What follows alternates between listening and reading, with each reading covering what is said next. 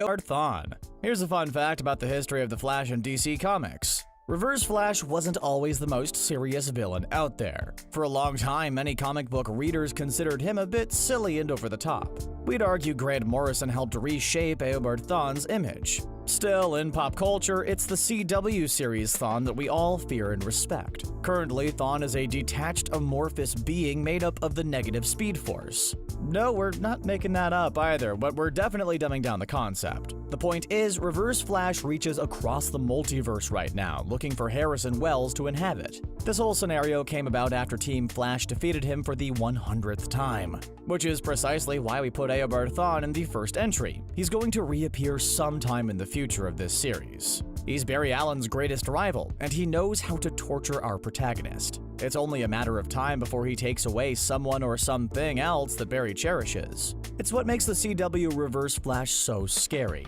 He's always ready to strike. Black Flash. Hunter Zolomon's goal was to destroy the multiverse back before it was cool. Everybody knows about the manyverse. Multiverse. Lucky for him, his version was eventually realized by the Anti-Monitor. What became clear is Zoom intended to do more than just steal Barry's speed and crash everything into one universe. When the crisis does happen, the entire Zoom storyline changes and offers up exciting possibilities. We know that Cisco's timeline has Zoom bringing an army of metahumans to fight Barry through what might be a singularity in the timeline. Team Flash still managed to defeat him, but it's not clear how exactly it happened now. Sure, we can assume Hunter Zolomon is turned into Black Flash again, but that doesn't mean he's completely gone. Expect any attempts to alter time and form a paradox to be met by the Black Flash again. He's basically the Chief Time Wraith, which even makes Savitar destroying him feel less than concrete. This twisted up version of Hunter Zolomon is bound to return soon. It's only a matter of time. This villain is a prime example of how the Crisis on Infinite Earths changed everything about the Arrowverse. The Trickster. A lot of villains were listed in Cisco's new Most Wanted list, but we couldn't help but notice the Trickster was seen on that list. What does that mean for the character? When we left the Trickster family, they were all separated, and Mark Hamill hasn't returned to the role in some time. We might see a change soon. Face it, the Trickster is essentially a more lighthearted version of the Joker. Having him in the series always adds a bit of levity to the often serious and worrisome main storyline. But I tricked them, which is so me. There's still a place for him in the problems of Central City, even if it's a one-episode cameo. Technically, we know there's a classic version of the Trickster that was always creating chaos back in Earth 3. We don't know what happened to him in the new revised multiverse. For all we know, he migrated over to Earth Prime and created a darker version of Prank and Axel. Speaking of Axel, it's even more likely the torch was passed down, and we'll see the second coming of the Trickster very soon. The pranks continue! Who am I kidding? I'll never be like him.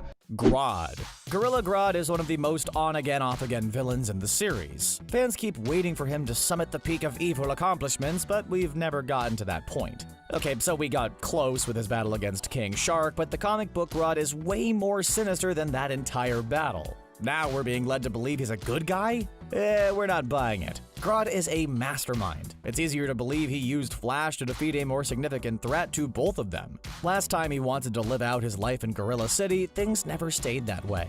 The show writers love giving him an exit point and then randomly bringing him back in for an episode or two.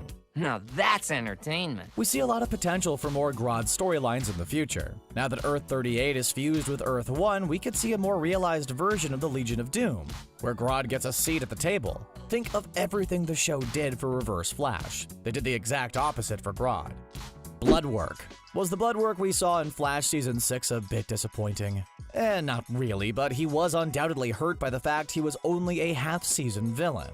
They put him in the same grouping as Dr. Alchemy, and it hurt any attempt to build momentum for the character. As far as his actual powers go, the show did an excellent job giving him a buff and making him more of a threat with his zombie army. Dr. Ramsey did offer an emotional threat to Team Flash, and something we didn't see in the season before his rampage. They also were able to capture him instead of destroying him, which isn't super common in the history of the show. Bloodwork even came into play during the second half of Season 6. We all know that Mirror Iris offered him a chance to escape, and he didn't take it. His exact line was that he plans on playing the long game. That's a weird way to face his situation. Clearly, the producers want us to see that they're not done with Bloodwork.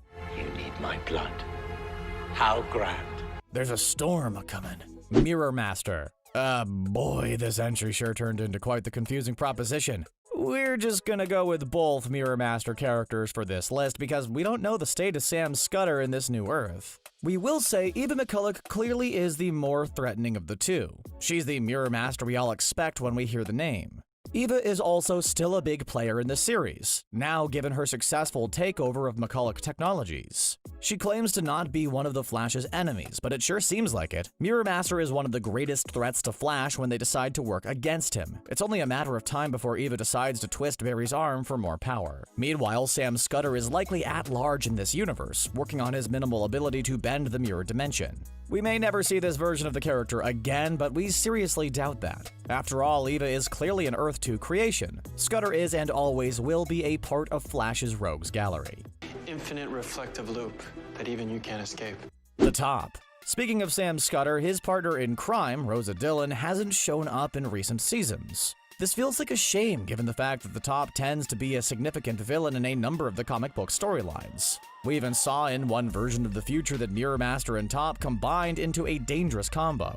When they're together and used in creative ways, they pose a real challenge. It's been a disappearing act for Dillon ever since that one moment in the spotlight, but there's hope. Rosa Dillon is a name on Cisco's Who's Who list as well. That fact alone brings us a light at the end of Top's unfortunate tunnel. Mirror Master got a facelift though, and it makes us wonder about Top. After all, there's been a shift in the multiverse, and that gives the creators flexibility to refresh Top and make her the threat that she can be. No matter what, Villains of the Week will always be just that at the end of the show. I like it. However, making it feel like it could be more by giving her a slightly more prominent role would make a difference. Trajectory. Yeah, we saw her totally turn to dust right in front of our eyes. Basically, she got snapped before anyone from the MCU. I don't even know who you are. Making her a total hipster. Many fans believe the first female speedster in the show will likely never return to the series. However, we can't help but consider a role she might play later on in the series, if things work out how they should. Godspeed is here. The velocity formula is now perfected. It's what appears to have given August Hart his connection to the Speed Force. The question now is, what does the new Velocity 9 do to all the other people who failed originally? Things could easily change for Trajectory. We also see that the Speed Force is changing and reshaping as the series progresses. It's possible Trajectory is still in there the same way Thawne is stuck in the negative Speed Force. It feels like a long shot, but think about the other possibilities it opens up. I'm open to the possibility. Barry's connection to the Speed Force would take on a whole new meaning, and Trajectory could be brought back with more knowledge, making her dangerous. Weather Wizard. Can we just take a moment to appreciate the fact that they brought back Weather Wizard in Season 6? Honestly, it was a pleasant surprise to see one of the first villains Flash ever faced make a return to the series. Getting to see Weather Witch and the drama of that encounter play out was well worth the wait. Anyway, thanks for helping me drop a truck on my dad. In a way, it's what we're hoping to see with every villain on this list. Some kind of return that genuinely matters, even if it's just for one episode. Weather Wizard is back in some capacity, and now we know he is again in Iron Heights. It's not the best case scenario for a re-emergence in a later season, but here's to hoping. We've seen plenty of crime families support and turn on each other in an instant. The same thing might happen with Weather Witch soon. The two of them working hand in hand at full strength would be something else. The biggest reason we want to see more Weather Wizard is for what he symbolizes. He's the benchmark for Barry's powers. Let's keep measuring them every season. Dwarf Star. We wanted to round out this list with a pitch from way out in left field. Dwarf Star was a unique villain that had a memorable, although slightly cringy, look and outfit that helped him and his powers stand out. This is the reason I don't have any money in my savings. Oh, I get it. Not to mention the fact that he's the kind of villain on the show that doesn't care how robust Team Flash is. Dwarf Star is gonna throw everything that he can at them regardless, especially cars. Of course, we know what happened to him and the other metahumans collected by the Thinker, but maybe it's a worthy idea to bring some of them back. They brought Ralph Dibny back, so it feels like cheating that they can't do the same thing with the others. Besides, the Thinker hardly ever used Dwarf Star's powers. At least introduce the character back again in some new way. It's the idea of a Honey, I Shrunk the Kids style episode that makes us want to see this villain return. If not him exactly, then somebody with his powers. It's safe to say all the metahumans collected by Clifford DeVoe might be lurking in this new timeline.